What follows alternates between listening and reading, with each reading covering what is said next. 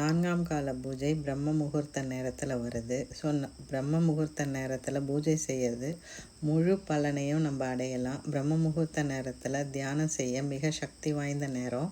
இந்த நேரத்தில் மனம் அமைதியாக இருக்கும். பிரபஞ்சம் சக்தி அதிகமாக செயல்படும். 5 வித பொருட்களை வச்சு நான் அபிஷேகம் பண்ணியிருக்கேன். ஓம் நம சிவாயன்ற மந்திரத்தை சொல்லிக்கொண்டே நம்ம இந்த அபிஷேகத்தை பண்ணணும். இந்த 4 கால பூஜை பண்ணுறதுனால நம்ம பூர்வ ஜென்ம பாவங்கள் நீங்கி சிவபெருமானோட அருள் கிடைக்கும். எனக்கு தெரிஞ்ச வகையில் நான் இந்த 4 கால பூஜையை செஞ்சேன். உங்களுக்கு பிடிச்சிருந்தா ஓம் நம சிவாயன் கமெண்ட் பண்ணுங்கள். சிவனை பற்றிய தகவல்கள் எனக்கு தெரிஞ்ச வகையில் நான் சொல்லியிருக்கேன். உங்களுக்கு பிடிச்சிருந்தா லைக் பண்ணுங்கள், கமெண்ட் பண்ணுங்கள். இந்த சிவன் ராத்திரியில் நீங்கள் செய்த பூஜைகள், உங்களோட பிரார்த்தனைகள் எல்லாமே கண்டிப்பாக சிவனோட அருளால் நிறைவேறும். ஓம் நம சிவாய.